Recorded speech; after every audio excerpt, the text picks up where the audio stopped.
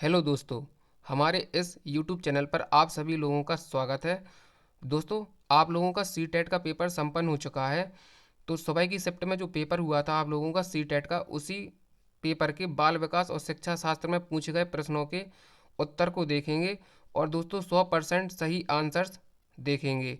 तो दोस्तों शुरू से लेकर एंड तक आप इस वीडियो में बने रहिए। यदि आप हमारे चैनल पर पहली बार विजिट कर रहे हैं तो हमारे चैनल को सब्सक्राइब कर लीजिए। तो दोस्तों बाल विकास और शिक्षा शास्त्र, जिसमें 30 क्वेश्चंस किए गए थे, जिसमें पहला क्वेश्चन है अधिगम के लिए निम्न में से कौन सी धारणा उपर्युक्त है। आपके सामने चार ऑप्शन हैं, आप पढ़ लीजिए। असफलता अनियंत्रित है, दूसरा ऑप्शन दिया गया था योग्यता सुधारी है, तीसरा ऑप्शन दिया गया था योग्यता अटल है, चौथा ऑप्शन दिया गया था प्रयासों से कोई फर्क नहीं पड़ता। तो इस प्रश्न का जो राइट आंसर था वो ऑप्शन नंबर सेकंड राइट था, योग्यता सुधारी है। इसके बाद सेकंड प्रश्न दिया गया था निम्न में से कौन सी परिपाटी विद्यार्थियों में संकल्पात्मक समझ में बढ़ोतरी करने में सहायक है। आपके सामने चार ऑप्शंस दिए गए हैं, आप पढ़ लीजिए। इस प्रश्न का जो राइट आंसर था वो ऑप्शन नंबर फर्स्ट राइट था, अन्वेषण और संवाद। इसके बाद तीसरा प्रश्न था बच्चों को सीखने में कठिनाई होती है जब। आपके सामने चार ऑप्शंस दिए गए हैं, जिसमें पहला ऑप्शन है विषय वस्तु को बहुरूपों में प्रस्तुत किया गया हो, दूसरा ऑप्शन है सूचना अलग अलग टुकड़ों में प्रस्तुत की जाए, तीसरा ऑप्शन है वो आंतरिक रूप से अभिप्रेरित हो, चौथा ऑप्शन दिया गया था अधिगम सामाजिक संदर्भ में हो। तो इस प्रश्न का जो राइट आंसर था वो ऑप्शन नंबर सेकंड राइट था, सूचना अलग अलग टुकड़ों में प्रस्तुत की जाए। इसके बाद चौथा प्रश्न दिया गया था अधिगम की सर्वोत्तम अवस्था कौन सी है। आपके सामने चार ऑप्शंस हैं, जिसमें पहला ऑप्शन दिया गया था कोई उत्तेजना नहीं कोई भय नहीं, दूसरा ऑप्शन था उच्च उत्तेजना उच्च भय, और तीसरा ऑप्शन था निम्न उत्तेजना उच्च भय, और चौथा ऑप्शन दिया गया था संतुलित उत्तेजना कोई भय नहीं। तो इस प्रश्न का जो राइट आंसर था वो ऑप्शन नंबर फोर राइट था, संतुलित उत्तेजना कोई भय नहीं। इसके बाद पांचवा प्रश्न दिया गया था अधिगम का संरचनात्मक विचार यह सुझाव देता है कि ज्ञान की संरचना में।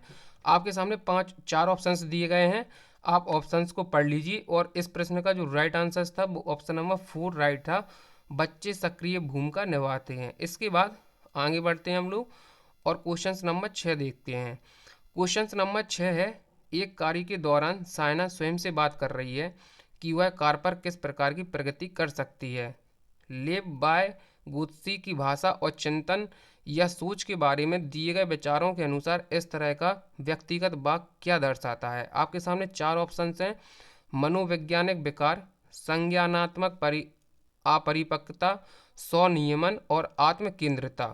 तो इस प्रश्न का जो राइट आंसर था वो ऑप्शन नंबर तीन राइट था, स्वनियमन। इसके बाद आपके सामने सातवां प्रश्न दिया गया था मूल्यांकन पद्धतियों का लक्ष्य होना चाहिए। आपके सामने चार ऑप्शंस दिए गए हैं, आप पढ़ लीजिए। इस प्रश्न का जो राइट आंसर था वो ऑप्शन नंबर फोर राइट था, विद्यार्थियों की जरूरतों एवं आवश्यकताओं की पहचान करना। इसके बाद आठवां प्रश्न दिया गया था बच्चों के विकास की व्यक्तिगत विभिन्नताओं को किस पर प्रतिरूपित किया जा सकता है। आपके सामने चार ऑप्शन हैं आनुवंशिकता एवं पर्यावरण की पारस्परिकता पर, दूसरा ऑप्शन है केवल आनुवंशिकता पर, और तीसरा ऑप्शन है केवल पर्यावरण पर, और चौथा ऑप्शन है ना आनुवंशिकता पर ना पर्यावरण पर। तो इस प्रश्न का जो आपका राइट आंसर था वो ऑप्शन नंबर फर्स्ट राइट था। इसके बाद नौवां प्रश्न दिया गया था एक खेल क्रिया के दौरान चोट लगने पर रोहन रोने लगा, यह देखकर उसके पिता ने कहा लड़कियों की तरह व्यवहार न करो, लड़के रोते नहीं हैं। पिता का यह कथन आपके सामने चार ऑप्शंस हैं लैंगिक समानता को बढ़ावा देता है, दूसरा विकल्प दिया गया था लैंगिक रूढ़िवादिताओं को दर्शाता है, और तीसरा ऑप्शन दिया गया था लैंगिक रूढ़िवादिताओं को चुनौती देता है, और चौथा ऑप्शन दिया गया था लैंगिक भेदभाव को कम करता है। तो इस प्रश्न का जो राइट आंसर था वो ऑप्शन नंबर सेकंड राइट था आपका। कौन सा सेकंड विकल्प इसका राइट हो जाएगा, लैंगिक रूढ़िवादिताओं को दर्शाता है। इसके बाद 10 नंबर का प्रश्न था एक प्रगतिशील कक्षा में। आपके सामने चार ऑप्शंस दिए गए हैं, आप इन चार ऑप्शंस को अच्छे से पढ़ लीजिए।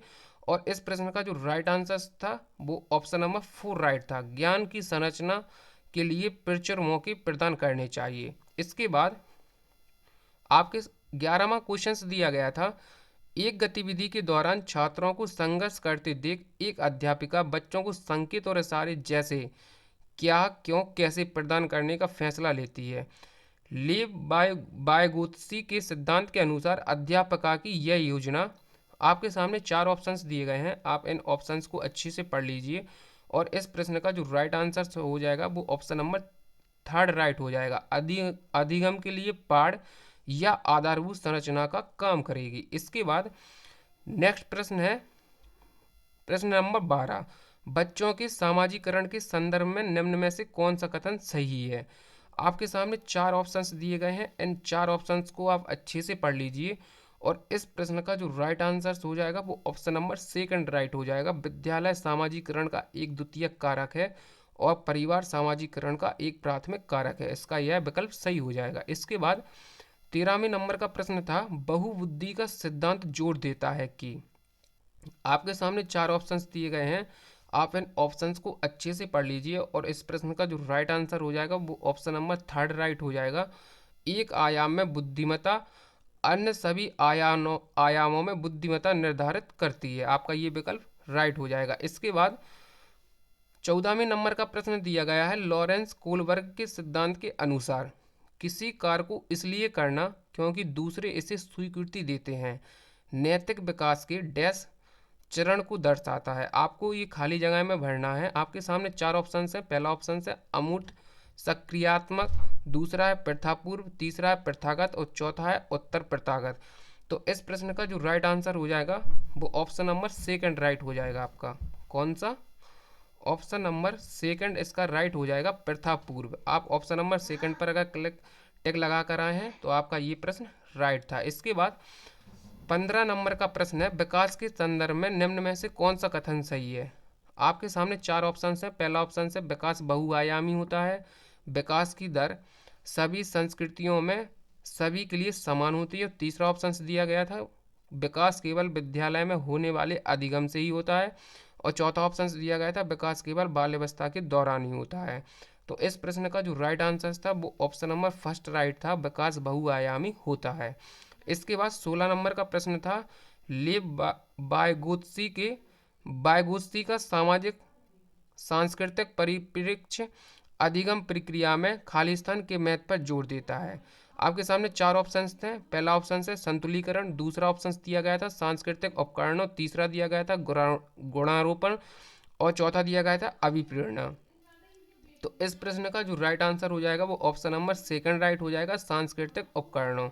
इसके बाद 17वां प्रश्न था, जीन पियाजे अपने संज्ञानात्मक विकास के सिद्धांत में संज्ञानात्मक संरचनाओं को खालिस्तान के रूप में वर्णित करते हैं। आपके सामने चार ऑप्शंस थे, पहला ऑप्शन था स्कीमा या मनोबंध, दूसरा था मनोवैज्ञानिक उपकरणों, तीसरा ऑप्शन दिया गया था उद्दीपक अनुक्रिया संबंध और चौथा ऑप्शन दिया गया था विकास का समीपस्थ क्षेत्र। तो इस प्रश्न का जो राइट आंसर था वो ऑप्शन नंबर फर्स्ट राइट था, आपका स्कीमा या मनोबंध। इसके बाद 18वां प्रश्न था, जीन पियाजे के संज्ञानात्मक विकास के सिद्धांत में पूर्व सक्रियात्मक अवस्था में विकास का मुख्य गुण क्या होता है। तो आपके सामने चार विकल्प दिए गए हैं, आप इन विकल्पों को अच्छे से पढ़ लीजिए और इसका जो राइट आंसर था वो ऑप्शन नंबर 3 राइट था, विचार या सोच में केंद्रीकरण। आपका ये विकल्प राइट था। इसके बाद 19वें नंबर का प्रश्न दिया गया था, दिव्यांगजन अधिकार अधिनियम 2016 के अनुसार निम्न में से किस शब्दावली का प्रयोग उपयुक्त है। आपके सामने चार ऑप्शन है, पहला ऑप्शन है छात्र जिसका अशक्त शरीर है, दूसरा था मंद छात्र, तीसरा था विकलांग छात्र और चौथा ऑप्शन दिया गया था छात्र जिसे शारीरिक दिव्यांगता है। तो इस प्रश्न का जो आपका राइट ऑप्शन था वो था ऑप्शन नंबर 4 राइट था, छात्र जिसे शारीरिक दिव्यांगता है। आपका ये वाला विकल्प राइट था। इसके बाद 20 नंबर का प्रश्न था, जन्म से किशोरावस्था तक बच्चों में विकास के क्रम में होता है। आपके सामने चार ऑप्शंस दिए गए हैं, आप इनको अच्छे से पढ़ लीजिए और इस प्रश्न का जो राइट आंसर था वो ऑप्शन नंबर सेकंड था, संवैदिक मूर्त और अमूर्त। ये आपका सही विकल्प था। इसके बाद आपके सामने 21 नंबर का प्रश्न दिया गया है, एक प्रगतिशील कक्षा में व्यक्तिगत विभिन्नताओं को किस प्रकार देखा जाना चाहिए। आपके सामने चार ऑप्शंस थे, पहला ऑप्शन था अध्यापन अधिगम प्रक्रिया की परियोजना के लिए महत्वपूर्ण, दूसरा विकल्प दिया गया था अधिगम की प्रक्रिया में बाधा, तीसरा दिया गया था अध्यापक के पक्ष पर असफलता और चौथा दिया गया था योग्यता आधारित समूह बनाने का मापदंड। तो इस प्रश्न का जो राइट आंसर था वो ऑप्शन नंबर पहला राइट था, अध्यापन अधिगम प्रक्रिया की परियोजना के लिए महत्वपूर्ण। इसके बाद 22 नंबर का प्रश्न था, एक समावेशी कक्षा में खाली स्थान पर जोर होना चाहिए। तो आप चार विकल्प पढ़ लीजिए और इस प्रश्न का जो राइट आंसर था वो ऑप्शन नंबर फर्स्ट राइट था, हर बच्चे के सामर्थ्य को अधिकतम करने के लिए अवसर प्रदान करने, इसका ये सही था। इसके बाद 23 नंबर का प्रश्न दिया गया था, समस्या समाधान क्षमताओं को किस प्रकार सुसाध्य किया जा सकता है। आपके सामने चार ऑप्शन हैं, आप इनको अच्छे से पढ़ लीजिए और इस प्रश्न का जो राइट आंसर था वो ऑप्शन नंबर 4 राइट था, समरूपों के इस्तेमाल को बढ़ावा देकर।